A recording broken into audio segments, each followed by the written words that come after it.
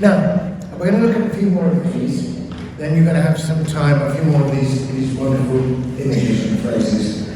But then you're going to have a little time before lunch itself to either wave our views with neighbours or on chairs or on your own if you prefer, to go through the poem again, perhaps underlining the ones that perhaps we haven't talked about that you particularly like, or the ones that you're passing by, or whatever, so that when we do our final sessions and we're talking in the afternoon and then summing up, we can make sure we... Now, if you, I need to do it now, but you'll see in the exercise sheet that one of the things I say is that each of the 27 images, I call them now, I think 26 now, could be the start of a poem. And one time I was on retreat and thinking about the kind of exercise in prayer that I wanted to do on the retreat. And I suddenly thought, why don't I follow my own recommendation? I know clergy rarely follow their own recommendations, but I thought I'd be radical and do that. And why don't I have a go at taking each of these images, meditating on it for quite a while, and seeing it as the starting point for a poem. So I eventually wrote a sequence of poems called After Prayer, which was literally in the sense that I wrote them after praying, but also, and I was trying to read them as prayers and so on, but also because they are after in the sense of following on, like, you know, somebody's painting could be some after Van Gogh, so this is after prayer. And it is a cycle of 27 songs on each of these images. And I brought some copies of that if you want that. So I thought, just to sum up what we did last time, I might read you the poems that I wrote for the church's banquet and for God's breath in man returned to his back before we go on, from this sequence after prayer. So, this was my meditation on the church's banquet. And all of these poems, like the Herbert original, are sonnets. So they're 14 lines and they've got rambling anthems and so on in that. I realised, like, this is the ultimate in nerdiness, or the most niche piece of fan fiction ever, that I wrote 27 sonnets about one song. You know, but there we go, I did. The church's banquet. Not some strict modicum, exact allowance, precise prescription, rigid regimen, but beauty and gratuitous abundance, capacious grace beyond comparison. Not something hasty, always snatched alone, junkets and junk food fueling our disease, not little snacklets eaten on the run, but peace and plenty taken at our ease. Not to be worked for, not another task, but love that's lavished on us, full and free, course after course of hospitality and rich wine flowing from an unstopped flask.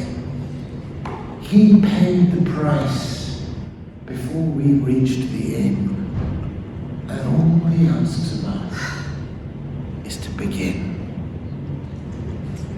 So, in the very course of writing that poem, I found out more about what's going on. The thing at the end, I didn't really... Of course, George Herbert has a poem called Christmas in which he talks about going to an inn and discovering Jesus has already got there. You know, sort of ordered the first round, essentially. It's the inn, of course, it's the Christmas inn. But, so I found out more about what was in this poem by trying to write my own poem in response to it. And I'm not saying you've got to write a sonnet, and I am a pentathlete, but it's not a bad idea to take it. One of these images really works for you to work with it and see what you can draw from it. So I'm going to take one or two more out of this, and I'm going to start by noting something. Do you remember when I said this is the menu of the banquet? There are soft, sweet, lovely foods, but there are also, you know, savoury foods. There's something spicy when we get to the land of spices. There's also something astringent. Now, one of the things that I think is really powerful about this poem is it's not just about when prayer is easy. It's not just about when we're getting on with God, or we're certain He's there, or we can be very thankful. You know, It's about the whole of our life and relationship with God. And because our lives are very complex and sometimes bitter and difficult and ambiguous and ambivalent, if we're going to be honest with God, then we may as well be, since He knows us anyway. There's no pretending with Him. We may as well give Him what we really feel. And one of the things that Herbert seems to do in this poem is always to take one of the rather more shocking parables of Jesus about prayer and really run with it. So do you remember the parable of the unjust judge? And the woman who wants justice and has been defrauded, and she keeps banging on the door, and in the other sense banging on about her case and what the problem is. And he tells her to go away, but she persists. And the guy says, oh well, even though I'm an unjust judge, I'm going to make an exception and do justice for this woman because she's bothering me so much. And it's astonishing because Jesus is certainly not saying God is unjust. He's the one who teaches us to call God our Father. He's the one who teaches us to say of God, because we can trust Him as our Father, Thy will be done. But He's realistic. It doesn't feel like that all the time. And He knows what that feels like. He's going to cry from the cross, my God, why hast Thou forsaken me? My God forsaken me. He can't quite forsake God. He's still His God, and yet He feels this desolation. He speaks about it. So George Herbert picks that up and runs with it and turns it into almost like a description of siege warfare rather than just knocking on the door. In fact, the poet John Donne, his mother's friend and Herbert's friend, has a great sermon about this where he says, God is pleased to be besieged by us. He asks us to communicate with Him, even if it's only anger. He expressed Himself to be even striking Him as a way of kind of connecting with Him. So there's a middle passage in this poem, which I think starts or is kind of introduced by the Christian plummet. So far we've had the banquet, the angels, the breath, this beautiful idea that we paraphrase our own souls in prayer. We can come back to that. This lovely idea of the heart in pilgrimage, beautiful. Then we have the Christian plummet. And plummet is, we'll talk about that in a second, it's kind of going down, isn't it? And it's after the downness of the plummet that we suddenly get this little clutch of images. Engine against the Almighty. Sinner's tower. Reverse of plunder. Christ's side-piercing spear. It's about being angry with God. And some people feel almost embarrassed or ashamed about being angry with God. And the only way they can deal with it is just by stop believing in God, and they haven't got a God to be angry with. That's not the solution. Or they repress it. And they carry on going to church and saying these really nice prayers, and they do the parish intercessions, such that they're speaking very politely, with God, but it's not what's on their hearts. And they're afraid, they're ashamed, they're embarrassed. But actually, what you read the book of Psalms, if you want to be angry with God, come on, God, take your hand out and do something. What do you think? Can't you see what's going on? I can see it, you can see it. Do something. That's constantly going on. It's, people express that. The book of Job. God Himself gives us the language with which to be angry in.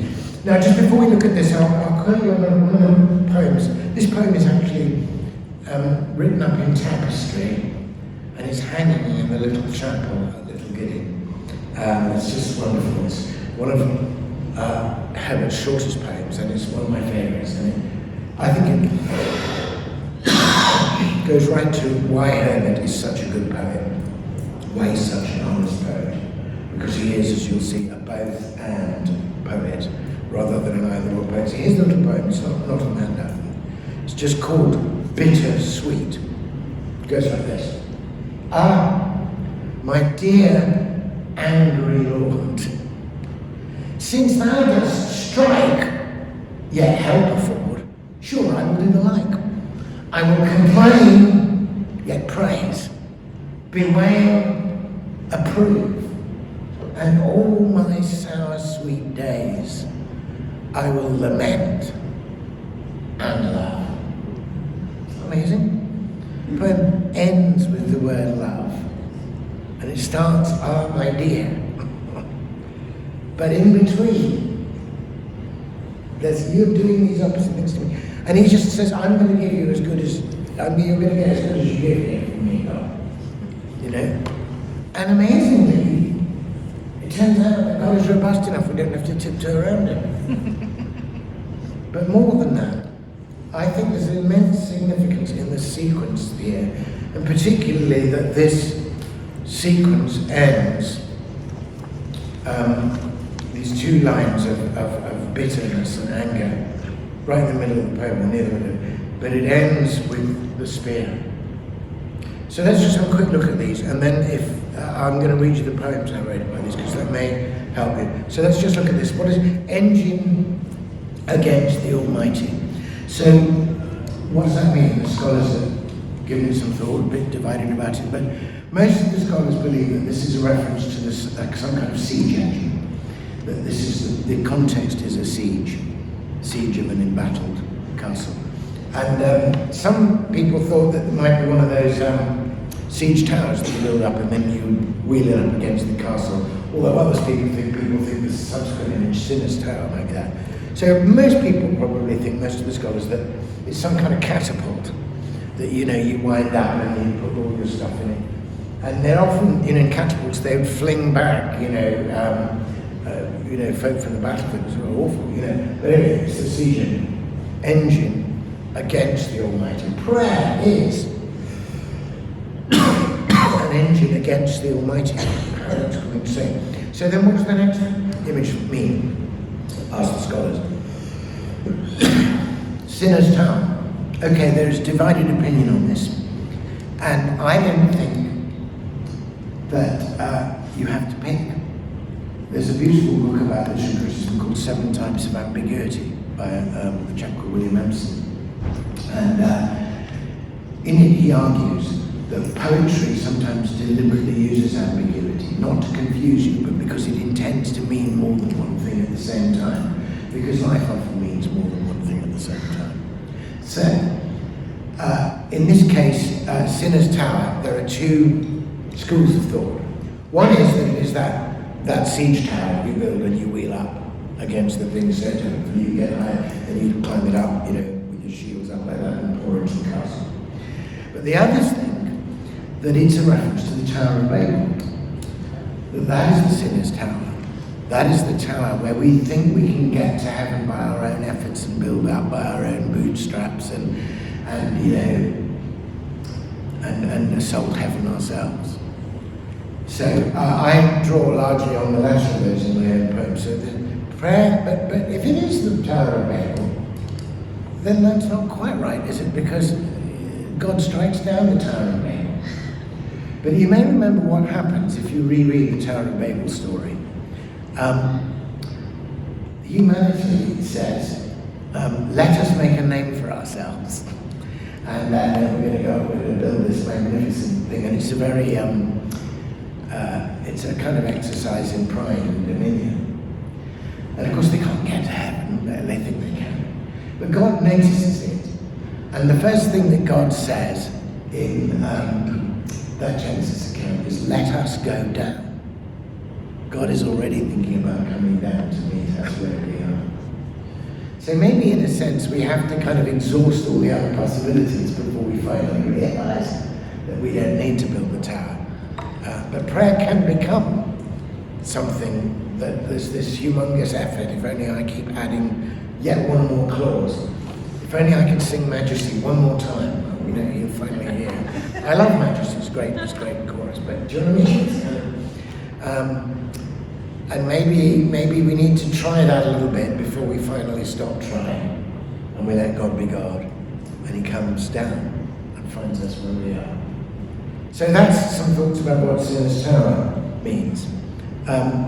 Reversed thunder. It's magnificent. Prayer is reversed thunder.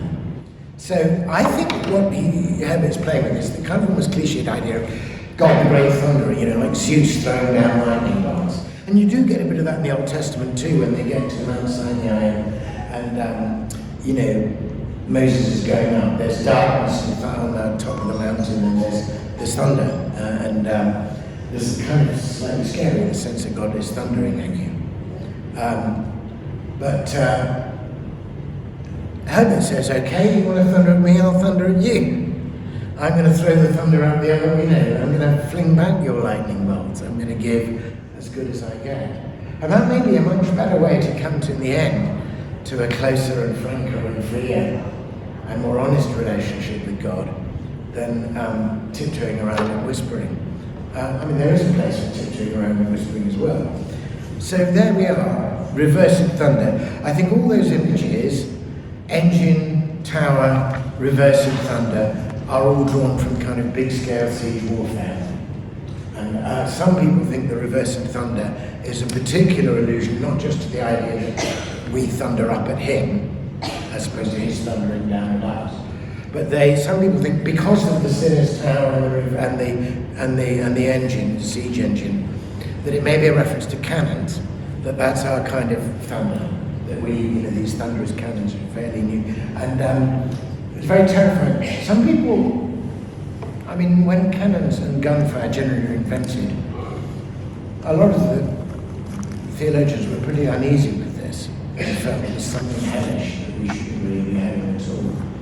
And when Milton is writing about it, about the problem of evil, in his poem Comus, he has this amazing line where he believes in the end evil just destroys itself, and it won't last, and only the good and the true and the beautiful will ultimately last in the kingdom. And the line that he uses to say that, he says, evil will back recoil upon itself and mix no more with good. And the commentators think that back recoil is the gun chugging back. And some sermons were preached at the time when guns were invented, using that image and saying, this is going to hit you. You live by the sword, you die by the sword. The path of wisdom is not the path of increasing our weapons technology, because in the end these things will come back to bite us. But anyway, that's off the point. So we have all these siege images, and then we have something much more individual and intimate. An astonishing thing to say. Prayer is the spear that pierced Christ's heart. That's amazing.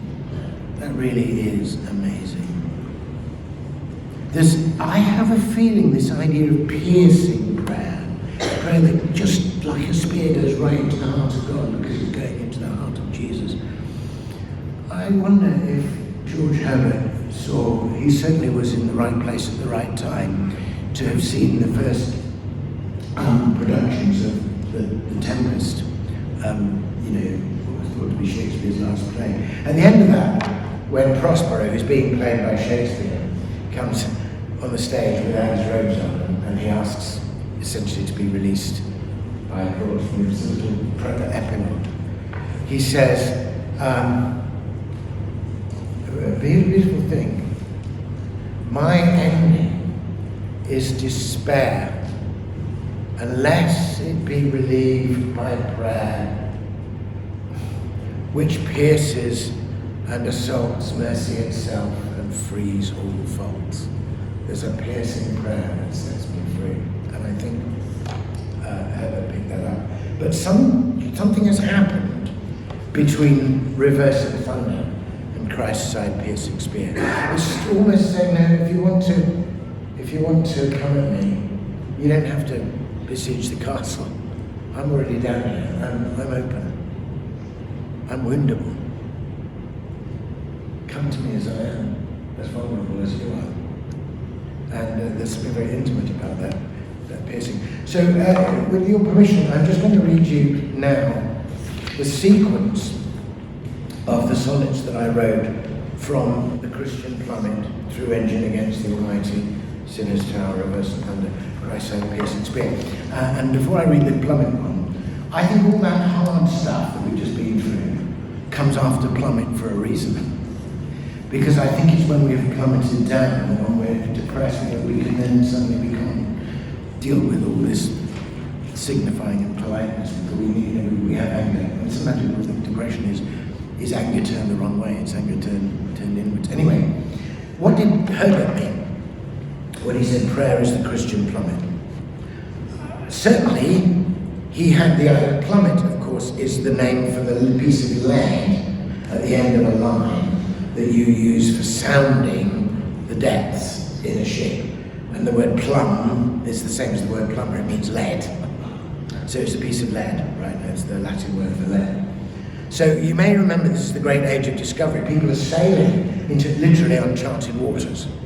And the way it would work was there'd be the guy at the helm, at the back, trying to steer, and another guy at the bow of the ship with the plummet. And it's a piece of lead, it's got a towel on the bottom, and it's got a long line with knots at every fathom.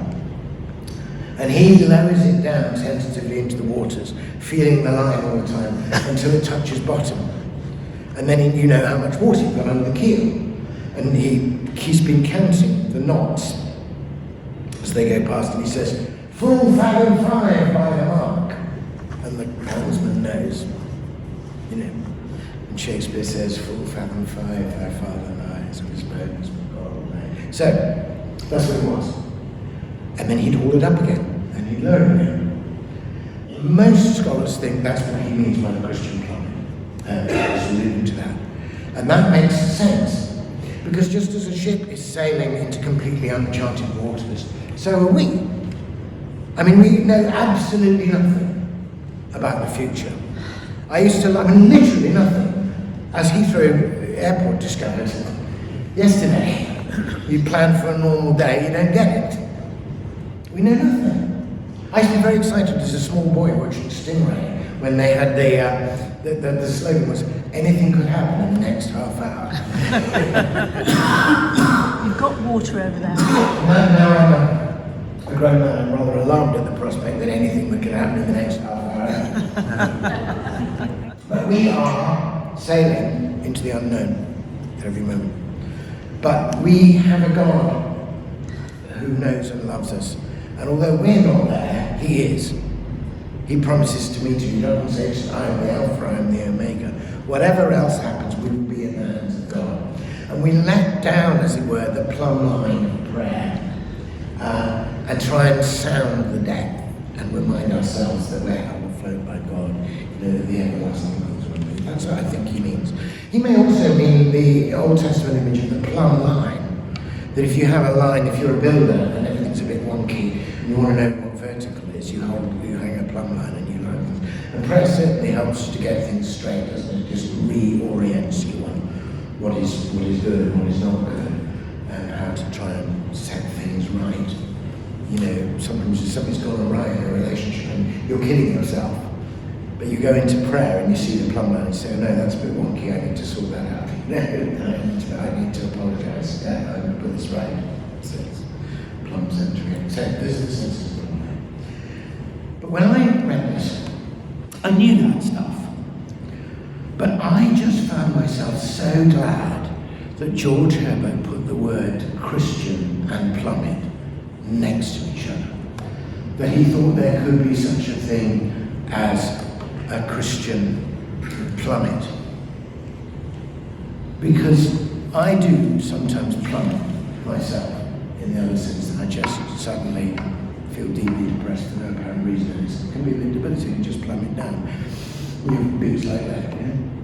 And I have been in churches where I felt I can't tell anyone this, because, you know, the church, the narrative of the church is that we're all shiny, happy people having fun, you know, and we found Jesus, and that, you know, we have no problems, and it's great, you know. And then if you say, "Well, actually, I'm really depressed," you know, that's, you know, get with the program, you know, you need more Jesus, you know, and we all need more Jesus all the time, of course. But actually, you know, Jesus himself suffered and wept and sweated blood, you know. Lots of the people that God loved and had great things in mind for, including Job, you know, went through horrific suffering. So I think we need a place for Christian plummets. And I began to think maybe the person who hangs on to faith, you know, by a tiny thread, is doing something like a plummet for us. They're saying however low you feel or fall, you can still find God there. Maybe that's thanks on behalf of the whole church. I'll tell you who's a great Christian plummet, and that's Jared Manley Hopkins. I believe Jared Manley Hopkins when he says the world is charged with the grandeur of God and it will shine out like shaking from shook foil, and that he sees the Holy Spirit, brooding over the earth with our bright wings. I believe that because he also wrote, "No worse there is none, pitch past pitch of grief, wild pangs will school on 4 pangs bottom. The mind has cliffs of fall, sheer, frightful, no man fathomed, hold them cheap, making their own there." Because he wrote poems of such devastation, I trust him when he tells me about the joys of God. I feel like he's sounded the depths, he's understood. So when I wrote this poem, I didn't do all the things you can do with the word plummet. I just thought in this particular case about myself as a plummet. And that maybe it's when I'm plummeting, I might be doing something useful. Not when I'm, sort of shiny and happy. Anyway, so I'm now going to read you as a kind of example of how one might journey slowly through this poem. What Herbert says, the Christian plummet sounding heaven and earth, engine against the Almighty, sinner's tower, reversed thunder, Christ's side-piercing spear. And now I'm going to say what that felt like, day by day, meditating on it. So here we go. The Christian plummet. Down into the icy depths you plunge. The cold, dark undertow of your depression. Even your memories of light made strange as you fall further from all comprehension. You feel as though they've thrown you overboard, your fellow Christians on the sunlit deck, a stone-cold Jonah on whom scorn is poured, a sacrifice to save them from the wreck. But someone has their hands on your long line. You sound for them the depths they sail above. One who takes Jonah as his only sign sinks lower still to hold you in his love. And though you cannot see or speak or breathe, the everlasting arms are underneath. I love that verse so much, the everlasting arms are underneath. God is the undergirder and the one who holds you in his neck. It's hugely important to me. So that was the Christian plummet. Then comes this little sequence where I tried to work out. And this is almost like a kind of prayer diary. What happened is the images of this poem prayer and the fact that I trust George Herbert gave me the license to express, if you like, to God, and to express in public by publishing some of that stuff, unresolved stuff that you feel about God.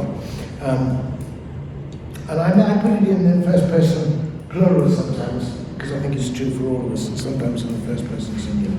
So we'll just go through without further comment that sequence from the engine, the tower, the thunder, and then how it gets resolved, I think, in the spear. Here we go. Engine against the Almighty. Here, in this shadowed valley, dark and bleak, we lay a bitter siege against the one who was our heart's desire, but now withdraws behind his battlements. Our prayers just break against what seem like walls of silent stone. We make an engine of our injuries and fault at God a folly of our sorrows. All the despair and anger that we feel, the catapult of our catastrophes, hurls up its heavy load, and flights of arrows clatter against his walls, fall back and fail. How can we make him feel our miseries? We fling back famine at him, torture, cancer. Is the Almighty then? Has he no answer? That's the end of the sonnet.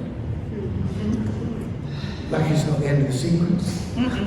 You read Psalm 88. Psalm 88 doesn't have a nevertheless word yet. It just says, my friends and my lovers you have put far from me, and I dwell in darkness. End of song. Okay, carry on. Sinner's Tower.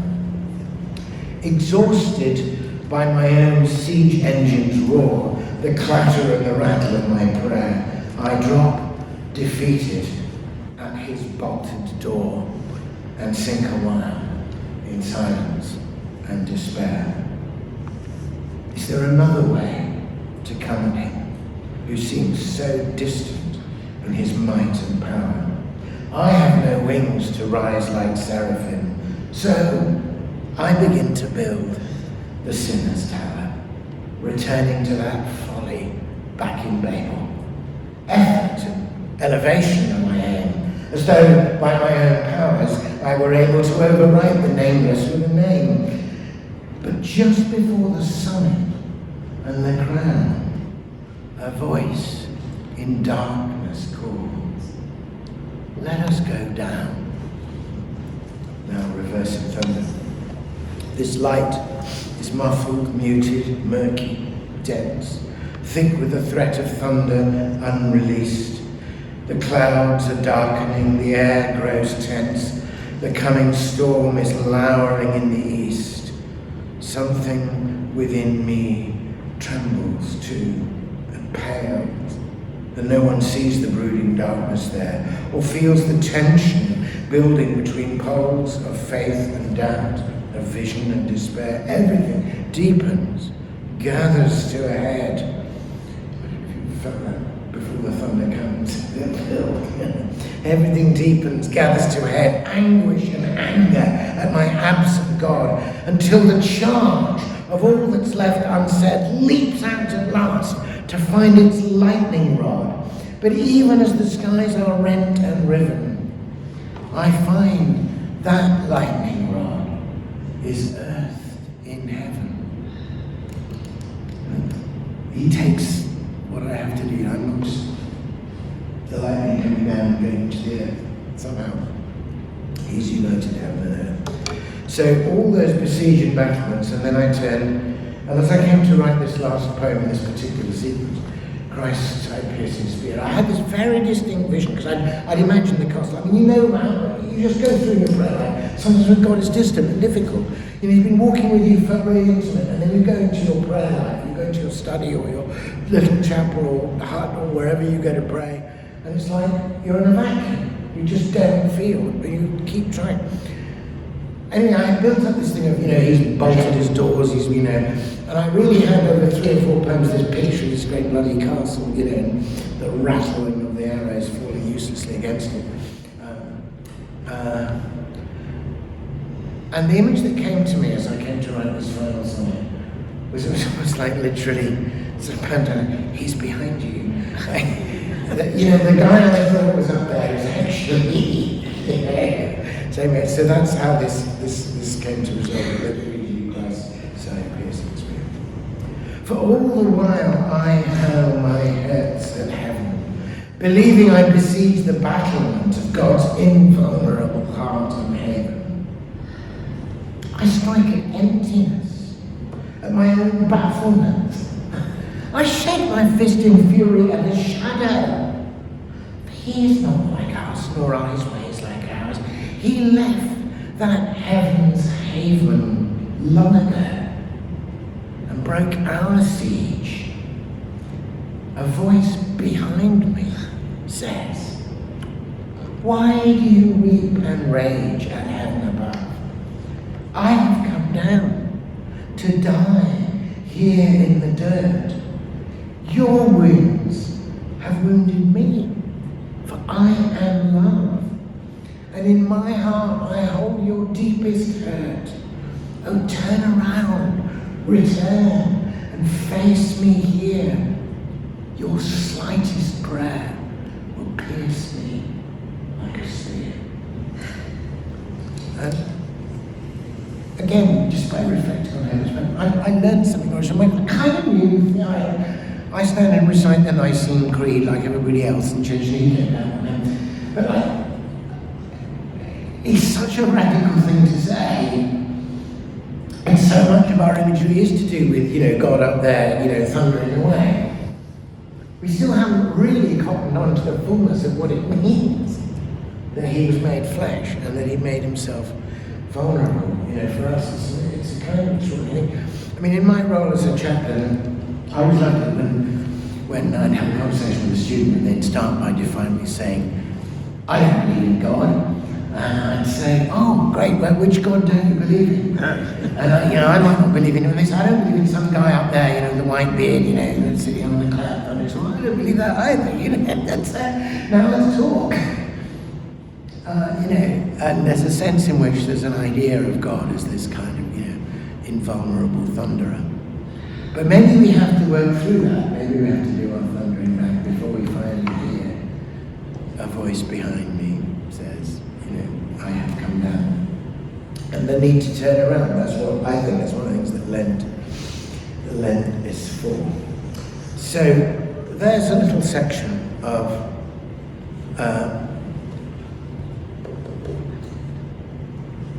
challenging and about being challenged. And the fact that that's right there in a poem about prayer, and that it comes before the bit that says softness and peace and joy and love and bliss. If a poem is softness and peace and joy and love and bliss, or a chorus that you sing during and that's all it is, that doesn't strike me as honest. Just like it's cotton candy and stuff. It's like those awful I mustn't say those awful Thomas Kincaid paintings, because someone's really got one, but there's something like those Thomas Kincaid paintings about perfect little cottages, with roses around the door, but there isn't even a path to get to them, They're slightly, the more you look at them, the more impossible they become. It's a place where nothing has ever cost anybody anything. And everything is pretty, but in the end, because no sacrifice has been made for it, it's kind of valueless. But I can take and accept and love the real truth that, thank God, the prayer is beautiful, it does pay me. Sometimes on a hard day, it is softness to me. And it is peace, and it is joy, and it is love and bliss. But I believe in those things because it's also Christ's side-piercing spear. So now, we're going to, I'm going to give you a bit of space before lunch. I'll perhaps carry on until sort of about 12:30 or so on this, and then we'll have some space to go into. I'm going to just pick a couple of other ones, and then we can perhaps think about which ones you'd like to look for and find. So we've just been through this Christian plummet sounding heaven and earth, engine against the almighty sin Israel, reversing thunder, Christ side-piercing spear. And that's the end, as it were, when I think of as the second movement of this. We start with the sheer abundance and variety of prayer. Then we have this counter movement with all the difficulties. And now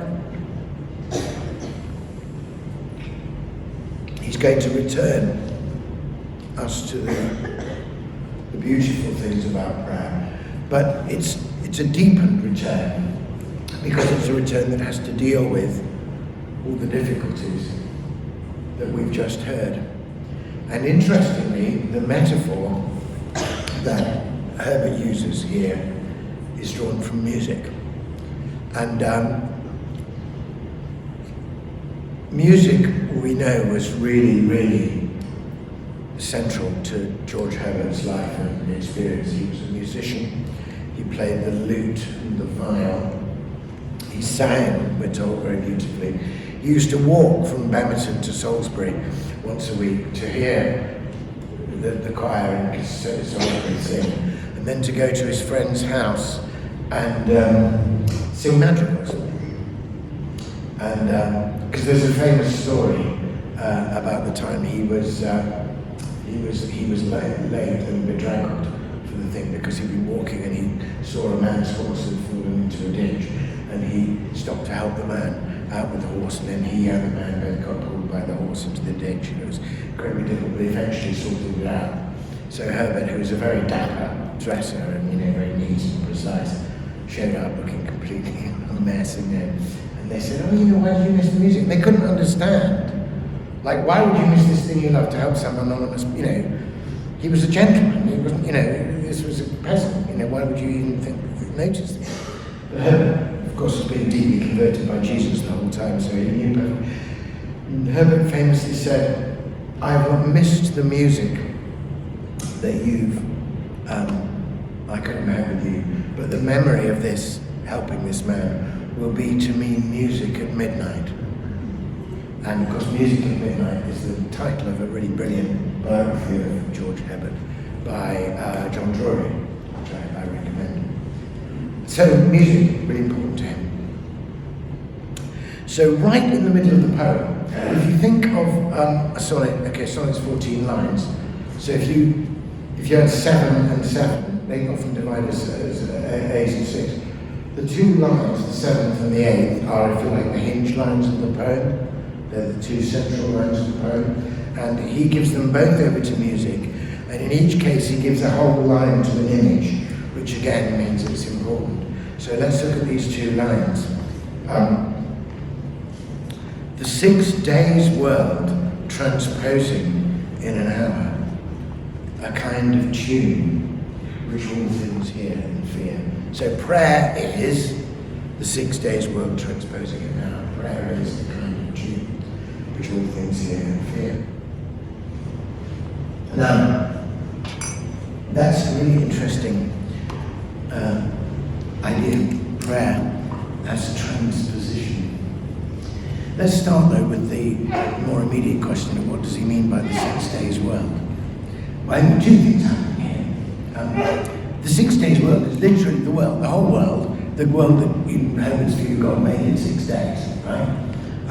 So it is the world that God creates and sees as good, but which in some ways has gone awry, which we have to experience in its fallenness. So it's the 6 days world. But the other sense of the 6 days world is the world of our workday week, our 6 days world, the world that we've had to deal with. Because in this case, the 7th day is the Sunday in which we're in church having our hour of prayer. So it's all 6 days have got to be transposed into an hour, right? So there's something about the world, the experience of the world, we're bringing into church, we're bringing into our hour of prayer. But we're changing it in some way, it's been transposed. So the question then arises, why transposition? What's transposition? Now I'm not a professional musician, and I love music and play guitar and sing, but I don't read, so I'm not classically trained.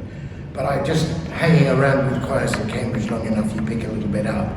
And so I'm aware that one can think of transposition in at least 2 ways, one of which is simply transposing from one key to another. But when that happens, in one sense the music remains the same, all the intervals are the same, the tempo is the same, the melody is the same, but the actual physical notes are in a different key. Now I know what a great that can be. I'm one of those people who finds the key in which a lot of hymns in churches say it's just not right for me. I think we use New English Hymnal in our parish church, and it's clearly written for choirs with lots of fine sopranos and altos and everything. And the tune is just a little bit too high for me. So I can't quite get up to the height, that would need one there. And I can't sing harmony, so if I'm going to sing the tune, I can't. But if I go down an octave, it's too low for me. So I basically have a choice in my hymn singing between squeaking and groaning. And I try to spare kind of alternately squeak and groan, verse by verse. But then comes along a brilliant, a gifted, a merciful organist who realizes that this is a problem and has the skill to transpose down a couple of keys. Oh, I can do this, it's in range. Now I think there's something going on there about prayer. That the 6 days world is throwing all this stuff out, and there's a lot that happens to us in this 6 days world, especially with the kind of endless news cycle, that we just can't, it's like not in our range. Yeah? Now the temptation is just to shut it out and say, I'm just going to go to church and I'm going to bathe in beautiful sounds and beautiful language and that'll be lovely. And there's nothing wrong with bathing in beautiful sounds and language. But you can't shut down or close down all that stuff. Your intercessions are there. But is there something about bringing things to God? Is there something about prayer, about the way the Spirit works in us as we pray, which kind of, it's the very act of praying it through that brings it into our range, that makes it manageable, because we've given it to God. Is there a kind of transposition? So that's one sense of transposition. I guess the other sense is that you can transpose from major to minor, or from minor to major. I always love that song. What is that song? Is it Ella Fitzgerald sings it? But how strange the change from major to minor. Yeah. Every time we say goodbye, it's beautiful. And it is literally going into the minor at that point. It's just gorgeous. And sometimes you can, there's some hymns you sing in the minor, and then you go on to the major for the chorus. And the major suddenly affirms and resolves, because the minor is a key of lament, and the major is a key of affirmation. And maybe there also has to be that transposition. There's the hope in Christ, it kind of a minor becomes major. So I thought about those things when I wrote the poem to go with this, which I'm now going to read you on the 6 Days World, transposing in the hour. The other thing, I remember I must have had some conversation with our director of music, and he introduced me to a really nice idea, which I didn't know about, which was the cantus firmus. So in these madrigals, there's one line that, like, it's kind of on one line, and it's the note that's giving everybody else their notes to go from. All the other notes are going up and down and around from the cantus firmus. So here's the poem: the 6 Days World, transposing in an hour.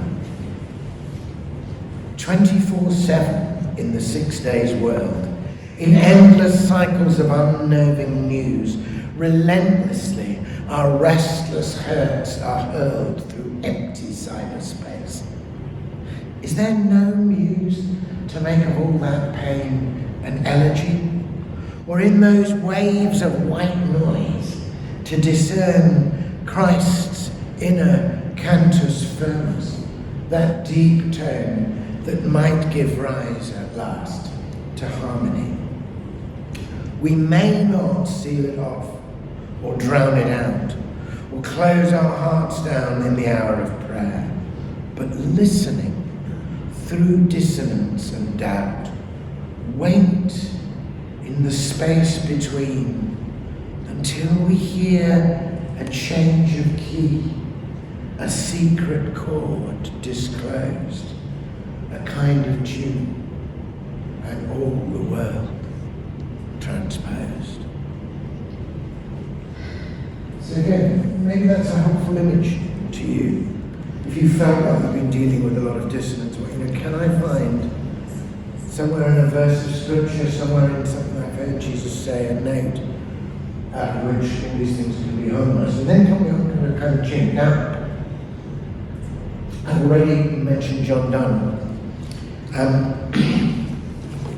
Herbert will both have heard John Donne preach, and also obviously heard him speak in conversation, and they wrote letters to each other.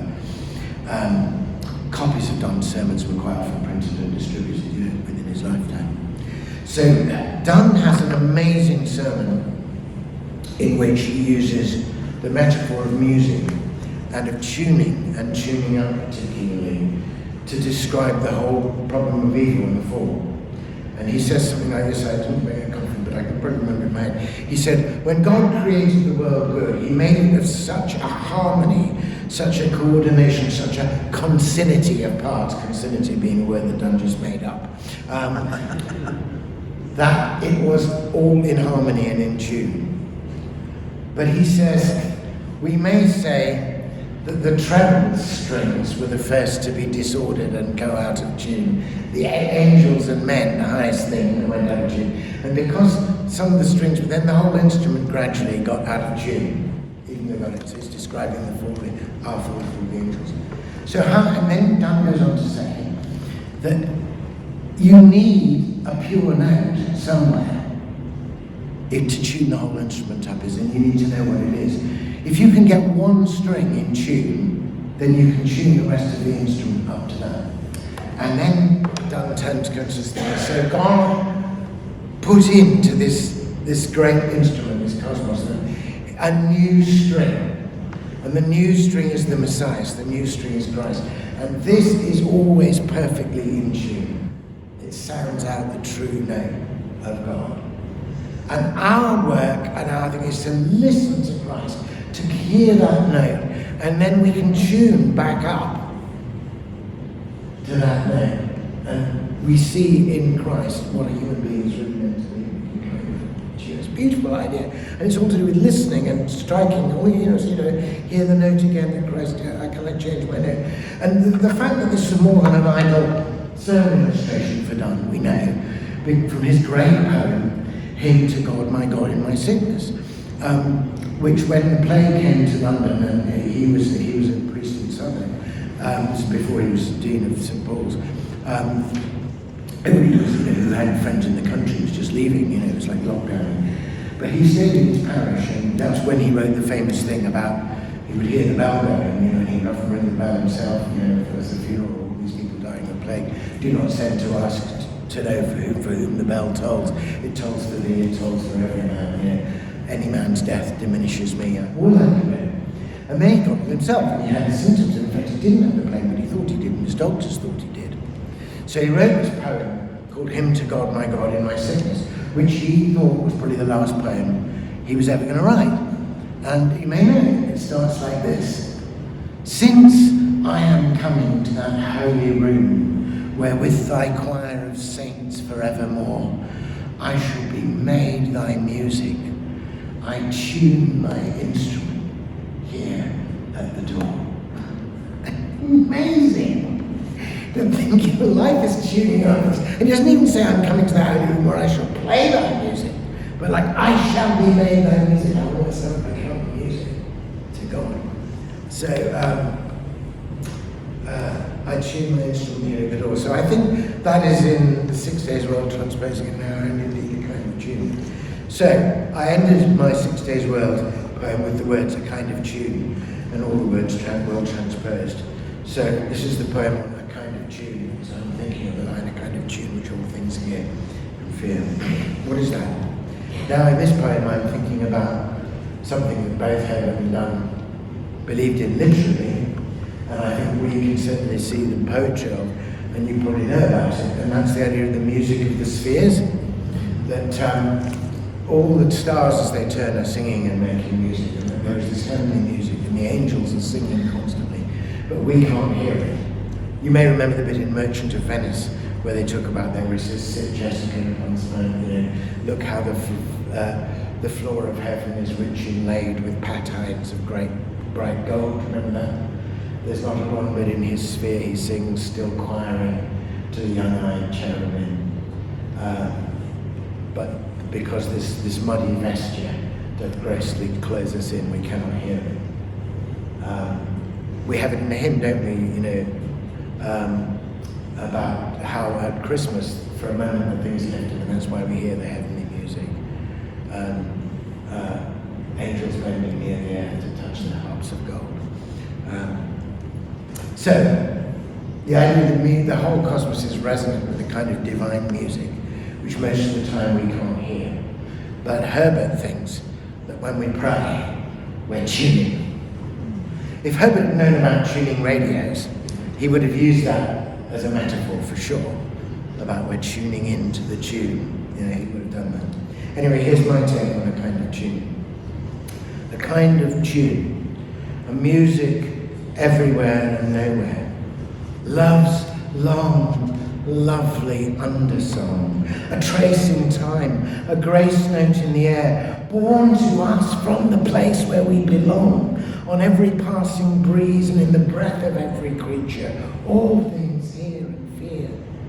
For faintly through our fall, we too may hear the strong song of the sun that undoes death. And one day, we will hear it unimpaired. The joy of all the sorrowful, the song of all the saints who cry, how long? The hidden hope of all who have despaired. He sang it to his mother in the womb, and now it echoes from his empty tomb. No, I believe that. I really do believe that. I mean, not just metaphorically. I think, you can kind of tune into a kind of music that's there. I think the reason why music itself is so much the most moving form in the world is that the music of time reminds us, if you like, of the eternal or the cosmic music. I love that line of Eliot's, music heard so deeply that you are the music while the music lasts. That's a line from the Four Quartets. That's just so true. So I've opened out some of these images, by no means all, as they move me, and I've read you some poems that come out of it. What I'd like to do now is you're going to have some time together now until we have lunch at 1. You can stay seated in your where you are. You can choose to sit at tables and move together. What I will do just before we do that is I'll just go through what I've written here on the back, prayer exercise, because you might like to start doing that now in the time that you have, or you might like to take it home and have a go at it. And if it works for you and it's helpful, then go ahead and do it without, if you run little groups or anything, go ahead and use it. So here's 2 ways I thought we might approach the poem. The first is this: reread Herbert's prayer slowly and imagine that it's a map of the terrain of our spiritual life. So it shows rich, fruitful places, the land of spices, softness, peace. It also shows the harsh terrain of struggle and conflict, engine against the Almighty.